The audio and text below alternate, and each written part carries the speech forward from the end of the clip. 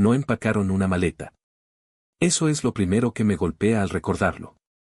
Ni un bolso de viaje, ni una mochila, ni siquiera mi cepillo de dientes, solo mi sudadera atada a la cintura y mi tablet pegada al pecho, como si ese aparato pudiera explicar todo lo que ellos no querían decirme. Llegamos a casa de la abuela Millie justo después del almuerzo. El cielo tenía un azul irritante, como si no se hubiera enterado de que algo irreversible estaba a punto de suceder.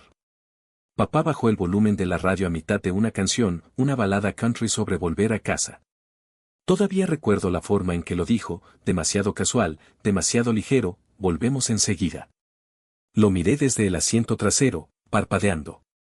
Mamá, ya medio fuera del coche, se giró desde el asiento del copiloto y me regaló esa sonrisa tensa, de esas que no llegan a los ojos. Anda, cariño. La abuela te está esperando. Pero no era cierto. La abuela abrió la puerta con un vaso de plástico lleno de té helado en la mano y las gafas de lectura todavía bajas en la nariz. Millie, dijo papá, como si estuvieran haciendo una visita improvisada para una barbacoa. Ella nos miró a él y a mí, una y otra vez. Esa pausa, ese instante de sorpresa, fue suficiente para darme cuenta de que ella no sabía nada. Aún así, no hizo preguntas. Simplemente se hizo a un lado y me dejó entrar. La puerta mosquitera se cerró con un chirrido detrás de mí. Me quedé parada en medio de la entrada, el aire olía a pino y a algo que se había cocinado a fuego lento durante demasiado tiempo. Mis zapatillas deportivas chirriaban en el linóleo. Solo vamos a hacer unos recados, gritó mamá desde fuera, ya a mitad de camino de los escalones del porche. Pórtate bien, cariño. Y entonces el coche arrancó. Me quedé en el porche mirando hasta que las luces traseras rojas se desvanecieron tras la curva de los sicómoros. Seguí mirando un rato por si acaso volvían. Pero no lo hicieron. El día siguió sin ellos. La abuela me ofreció un sándwich de atún. No tenía hambre. Ella no insistió. En cambio, volvió a su crucigrama, golpeando con el lápiz como si fuera un metrónomo. Me senté en el borde del sofá, balanceando las piernas, todavía esperando el sonido de los neumáticos sobre la grava. Me enseñó la habitación de invitados antes del atardecer. En realidad, no era una habitación, más bien una esquina de la casa donde solían guardar papel de regalo viejo y rompecabezas con piezas faltantes. Había una cama individual contra una pared cubierta con una colcha que olía ligeramente a naftalina y menta. ¿No tiene cepillo de dientes?, me preguntó, echándome una mirada fugaz. Negué con la cabeza. Ella suspiró, se frotó la sien y caminó por el pasillo sin decir nada más. Unos minutos más tarde, regresó con una pasta de dientes de tamaño viaje y un cepillo en un envoltorio de plástico. Es uno de los que te dan en el dentista, murmuró. Asentí como si entendiera todo, como si estuviera bien. Esa noche, me acosté en la cama, mirando el ventilador del techo, su lenta rotación zumbaba como una cansada canción de cuna. Las esquinas de la habitación eran oscuras, desconocidas. En algún lugar del pasillo, la abuela tosió, se dio la vuelta en su cama crujiente. Oí la casa asentarse, las tuberías chasqueaban en las paredes como si guardaran secretos. Ella lo había dicho justo antes de apagar la luz, volverán en cualquier momento. Pero no me miró a los ojos cuando lo dijo. Y lo supe de alguna manera. No necesitas palabras de adultos para eso. Nadie iba a cruzar esa puerta. El ventilador del techo seguía girando. Mi tablet vibró una vez, advertencia de batería baja. No lo enchufé. Me limité a observar las aspas girar y girar, hasta que ya no supe si estaba despierta o soñando. Dijeron que volverían enseguida. Eso dijeron. En la escuela, le conté a la gente que mis padres habían tenido que viajar por trabajo. California sonaba creíble, lo suficientemente grande como para parecer lejos, lo suficientemente vago como para que nadie pidiera detalles específicos. Lo decía con una sonrisa, lo que hacía que fuera más fácil de aceptar para ellos. Nadie me cuestionaba. No realmente. Una profesora, la señora Kenne, me miró de una forma particular durante el pase de lista la primera semana, como si esperara que dijera algo más. Pero cuando no lo hice, simplemente asintió y me entregó un registro de lectura como si la conversación nunca hubiera sucedido. Los niños preguntaban cosas, por supuesto. ¿Quién te recoge? ¿Dónde vives ahora? Yo siempre respondía, con mi abuela, solo por un tiempo, e intentaba cambiar de tema. Sidney Collins, que se sentaba detrás de mí en ciencias y mordisqueaba su goma de borrar, era la más entrometida. Insistía en que deberíamos hacer una fiesta de pijamas o que su madre podía llevarme a casa después de la escuela si mis padres estaban muy ocupados. Recuerdo un día de octubre en que insistió demasiado. ¿No los extrañas?, me preguntó durante el almuerzo. Yo estaba pelando un huevo duro. Me quedé mirando la superficie blanca y gomosa durante un largo rato antes de responder. Llaman mucho, dije, lo cual no era cierto, pero tampoco era una mentira completa. Quiero decir, podrían haber llamado. Ese otoño, la abuela me compró una nueva lonchera, de un color morado brillante con cachorros de dibujos animados en el frente. Dijo que era la única que quedaba en Walgreens, como si eso lo hiciera mejor. No dije nada, solo la llenaba cada mañana con un sándwich de mantequilla de cacahuete y una manzana. Siempre comía rápido, con cuidado de que nadie viera la solapa interior donde la abuela había escrito Melly Edge con un marcador negro descolorido. Era suya, no mía. Como casi todo. Algunos días, me quedaba mirando la acera desde la ventana del aula mientras el profesor divagaba sobre decimales. Imaginaba un sedán plateado entrando en el estacionamiento, mi madre con sus gafas de sol, mi padre saludando como si todo fuera normal. Los imaginaba de pie en la oficina con una sonrisa que decía, ya estamos aquí. Pero siempre sonaba el timbre, y siempre era la abuela esperando en la acera, con los brazos cruzados, el motor en marcha. Una tarde, la encontré sentada en la cocina con una carta en su regazo. Tenía la boca tensa. El sobre estaba abierto, pero aún no había sacado la tarjeta. Me la deslizó por la mesa sin decir una palabra. Reconocí la letra al instante, letras redondeadas, pequeños corazones sobre las y S dentro. Espero que estés bien. Con cariño, mamá y papá. Sin fecha, sin dirección de remitente.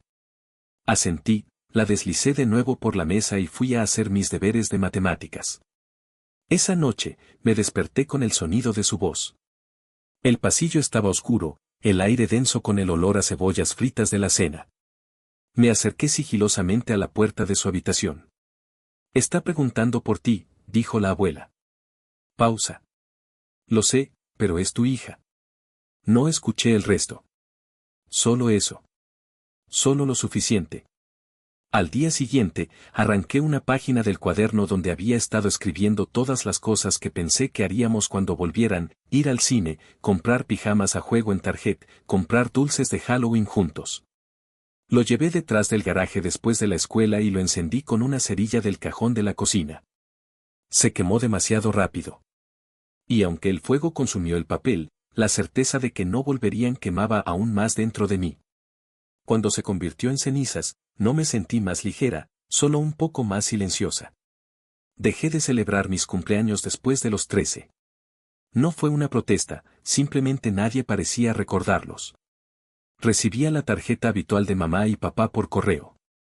Siempre igual, pulcramente doblada, firmada, te queremos siempre, con un billete de $20 dentro, como si eso compensara algo. Ese año, ni siquiera abrí el sobre. Lo guardé en el cajón debajo de mis calcetines y me olvidé. Para entonces, ya había aprendido a no esperar mucho. La abuela Millie se iba apagando poco a poco. Nunca lo decía directamente, pero lo veía en la forma en que se agarraba al pasamanos cada vez que subía las escaleras. Olvidaba qué día era o si el horno seguía encendido. Una vez me llamó por el nombre de mi madre. No la corregí. Simplemente le traje un vaso de agua y me senté a su lado en el sofá hasta que se quedó dormida. En el instituto, me mantenía al margen. No era antipática, simplemente inaccesible. Hacía mis trabajos. Entregaba mis ensayos. Me salté la fiesta de bienvenida y dije que tenía gripe. No era cierto. Simplemente no quería estar sentada en un gimnasio lleno de smokines alquilados y ramilletes florales mientras pensaba en los vestidos que nunca podría mostrarle a mi madre. En lugar de eso, me quedé en casa y arreglé el grifo del baño que goteaba. Necesité 4 vídeos de YouTube y una tarde entera, pero lo hice. El goteo se detuvo. Se sintió como ganar algo. Eso se convirtió en lo mío, arreglar cosas, lámparas, cajones atascados, el calentador averiado en el lavadero. La abuela empezó a decir que tenía una buena mano, como su padre solía tener. Empecé a llevar un pequeño cuaderno con lo que necesitaba reparación y tachaba las cosas una por una. Me hacía sentir que tenía algún control sobre algo. La tía Cheryl empezó a venir más a menudo. Traía cazuelas congeladas y se quejaba del estado de los escalones del porche. A veces se ofrecía a llevarme el fin de semana, pero siempre sonaba como si se ofreciera por obligación, no por deseo. Siempre me negaba. No necesitaba otra casa a la que no pertenecía. Su hija, Hannah, una vez me preguntó por qué nunca publicaba fotos familiares en Facebook. Me encogí de hombros y le dije que no me gustaban mucho las redes sociales, lo cual era medio cierto. La otra mitad era más difícil de explicar. De vez en cuando, otro sobre llegaba por correo. Diferente letra, pero el mismo tono, esperamos que te vaya bien en el instituto. Pensamos en ti. Con amor, mamá y papá. Empecé a tirarlo sin abrir. Podía saber cuáles eran suyos por el peso en el matasellos. A los 17 años, fui sola a la noche de padres y profesores. Caminé por los pasillos, escuché los discursos, estreché la mano de los profesores que asentían con demasiada suavidad y ofrecían demasiadas sonrisas. Cuando salí, el aparcamiento estaba lleno de luces traseras, portazos de coches, niños saludando desde las ventanas. Me fui caminando a casa. Hacía fresco esa noche, ese tipo de aire otoñal que huele a hojas húmedas y un ligero humo de leña. Me senté en los escalones del porche y me llevé las rodillas al pecho. La luz del porche parpadeaba. No me moví para arreglarla. Susurré en la oscuridad, lo suficientemente alto para que nadie me escuchara, no están perdidos. La abuela Millie se fue un martes. Recuerdo la lluvia más que el momento en sí. No era una tormenta dramática, solo una llovizna constante, como si hasta el cielo se contuviera, incapaz de llorar a gritos, conformándose con una melancolía silenciosa. Yo estaba en su habitación cuando sucedió. Ella llevaba puesto su camisón descolorido con las lilas azules, uno que se negaba a tirar, incluso con el dobladillo deshilachado. Murmuró algo que no alcancé a comprender y luego simplemente exhaló. Me quedé sentada allí un largo rato, sujetando su mano, mucho después de que dejara de estar tibia. La televisión seguía encendida, reproduciendo una vieja serie de detectives. El detective, como en la vida real, nunca descubrió quién fue el culpable. El funeral llegó rápido, como suelen ser los funerales en los pueblos pequeños. La iglesia bautista de Rockfield olía a aceite de limón y viejos himnarios. Yo misma encargué los programas con lirios blancos y elegí una foto donde la abuela sonreía, pero seguía siendo ella misma. La tía Cheryl me ayudó con las galletas, y Hannah publicó en Facebook, celebrando una vida bien vivida. Descansa en paz, abuela Millie. La ceremonia ya había comenzado cuando los vi, a Linda y a Bruce. Mis padres se deslizaron hacia la última fila como fantasmas. Mamá llevaba un chal gris y tenía los ojos demasiado abiertos, la boca le temblaba lo justo para parecer sincera. Papá no dejaba de ajustarse el cuello de la camisa, como si lo estuviera asfixiando. Al principio, ninguno de los dos me miró. Era como si no supieran cómo hacerlo. Después del último himno, la gente se dirigió al salón parroquial para comer pastelitos de limón y sándwiches resecos. Yo me quedé cerca del último banco, sin ganas de socializar. Fue entonces cuando ella se acercó. Natalie, dijo mamá, con una voz suave y pegajosa. No respondí. Se inclinó para darme un abrazo. Me aparté. Sus brazos se quedaron suspendidos en el aire. Los dejó caer lentamente. Papá hizo una especie de encogimiento de hombros impotente, el tipo de gesto que usa la gente cuando se le han acabado los diálogos ensayados. ¿Estás bien?, dijo. Por favor, no, respondí. Mi voz sonaba calmada. Eso me sorprendió. La gente se dio cuenta. La mandíbula de la tía Cheryl se tensó. Una de las señoras de la iglesia apartó la mirada, fingiendo ocuparse del ponche. Después de un momento, mamá lo intentó de nuevo. Te hemos echado de menos. Hemos pensado en ti todos los días. Simplemente no os presentasteis en ninguno de ellos, dije. Esperaba que llorara, pero no lo hizo. Solo parpadeó y luego se quedó mirando sus zapatos. Papá abrió la boca, pero volvió a cerrarla. Deberíamos hablar, dijo. Tal vez no aquí. ¿Por qué?, pregunté. Para que podamos sentirnos mejor. Ninguno de los dos respondió. La tarjeta de pésame que me dieron estaba en blanco por dentro. Ni siquiera una línea, solo mi nombre y una firma, como si fuera alguien a quien apenas recordaban. La guardé en el bolsillo de mi abrigo mientras salía a la llovizna. El aire olía a grava mojada y arrepentimiento, un aroma amargo que parecía pegarse a mi piel y a mi alma. La tía Cheryl me alcanzó en la acera, con el paraguas en la mano. No dijo nada, simplemente lo sostuvo sobre las dos hasta que llegamos a su coche. Me apretó el hombro antes de que me fuera. Lo has manejado mejor de lo que lo haría la mayoría de las mujeres adultas. No me sentía adulta. Me sentía como una niña otra vez, solo que esta vez, no estaba esperando a que el coche volviera. Estaba viendo cómo aparecía, 10 años demasiado tarde. Después del funeral, seguían enviando mensajes. Primero una vez a la semana, luego cada pocos días. Mamá siempre firmaba con te quiero siempre, como si no hubiera pasado la última década demostrando lo contrario. Los de papá eran más cortos, deberíamos hablar. Ya eres mayor. Vamos a sentarnos.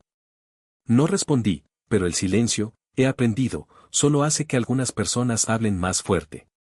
Finalmente, cedí, 1 hora. Lugar público. Sin sorpresas. Nos reunimos en el Denny's de la enero de 94, el que está al lado de la gasolinera con las luces parpadeantes y una máquina de hielo oxidada. Llegué temprano, elegí la cabina junto a la ventana, pedí un café solo que no pensaba beber. Llegaron 5 minutos tarde. Mamá entró primero, con una blusa floreada. Estoy bastante segura de que la había usado en una de mis fotos de la infancia. Papá la siguió, todavía tirando del mismo cuello de polo deshilachado como si no le hubiera quedado bien en años. Cariño, dijo mamá, deslizándose en el asiento frente a mí. Yo no dije nada, solo miré el mantel individual de plástico, laminado y pegajoso alrededor de los bordes. Papá se sentó frente a mí, aclarándose la garganta. ¿Estás bien? Asentí una vez. La camarera vino. Rechacé la comida. Ellos también. Solo queríamos reconectar. Mamá comenzó a juntar las manos como si estuviéramos rezando. Las cosas eran muy difíciles en aquel entonces. Éramos tan jóvenes. Tenías 35 años, dije. Ella parpadeó. Papá se inclinó hacia adelante. Estábamos luchando. Estábamos sin Blanca. La abuela dijo que podía ayudar. Lo hizo, dije secamente. Vosotros no. Parecía que quería discutir. En cambio, cogió el menú y lo miró fijamente sin leer una palabra. Mamá lo intentó de nuevo.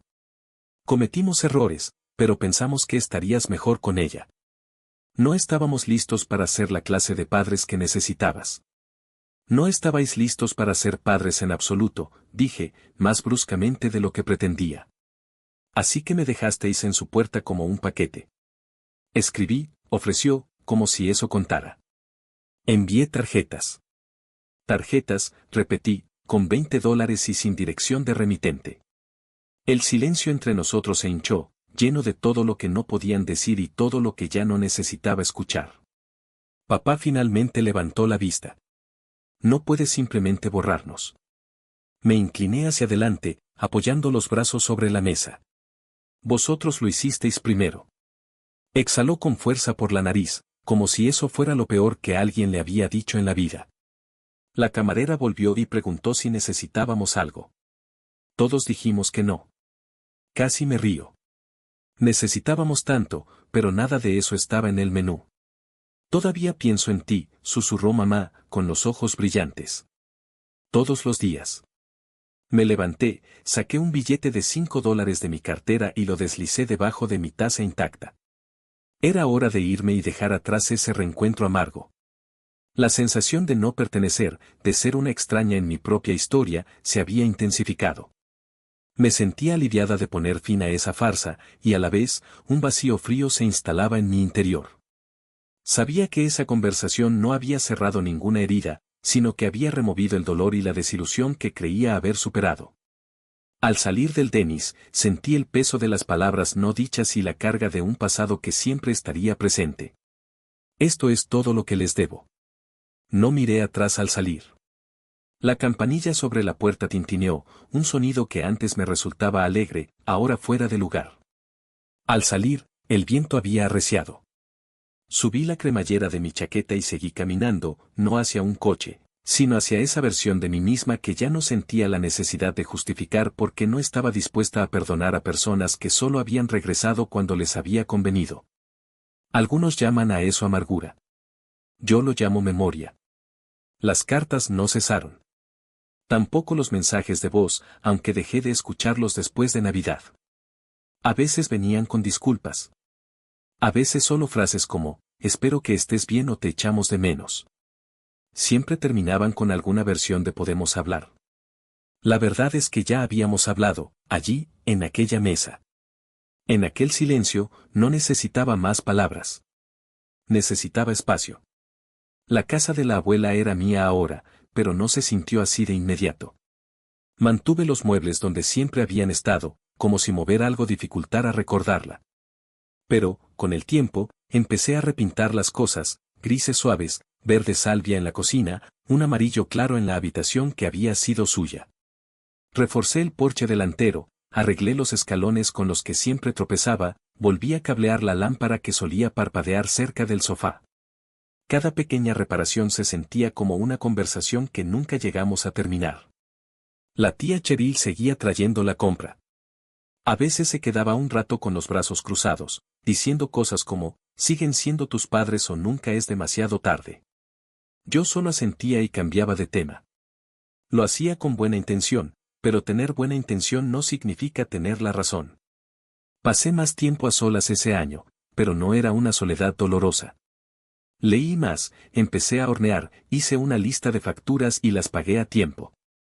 Planté albahaca en una maceta agrietada junto al alféizar de la ventana y empecé a beber té en lugar de café. Descubrí que el sabor amargo de la infusión me sentaba mejor que la acidez de la cafeína. Un sábado, encontré una nueva carta. Sin remite, pero reconocí la letra. Estamos envejeciendo. No queremos dejar este mundo sin volver a saber de ti. Por favor, Natalie, lo sentimos. No lloré. Doblé la carta una vez, luego otra vez, y la guardé en el cajón donde había estado guardando cada tarjeta sin abrir desde que tenía 11 años. La de arriba todavía tenía purpurina en el sobre, una tarjeta de cumpleaños de cuando cumplí 15. Tampoco abrí esa. Más tarde, esa noche, salí al patio trasero. El aire era fresco, pero no frío. Encendí el brasero y me senté en una de las sillas del patio que había heredado de la venta de garaje de Cheryl. En mi regazo tenía un cuaderno que no había tocado en años, aquel en el que solía escribir las cosas que harían cuando regresaran, llevarme a Dairy Queen, comprarme pijamas a juego, preguntarme cómo había dormido. Arranqué las páginas una por una, alimentándolas con la llama. El papel se curvaba rápidamente, se ponía negro por los bordes y luego desaparecía. No lo hice por ira. No quedaba nada que quemar en ese sentido. Era simplemente el momento. Dentro, la casa era cálida, familiar, mía. Preparé té y me senté junto a la ventana escuchando el silencio. Sin televisión, sin teléfono, solo el sonido del calentador al encenderse y el lento tic-tac del reloj de la cocina. Algunas personas creen que el cierre viene de la conversación. Yo creo que viene de una puerta que eliges no volver a abrir. Dijeron que volverían enseguida. No lo hicieron. Yo sí.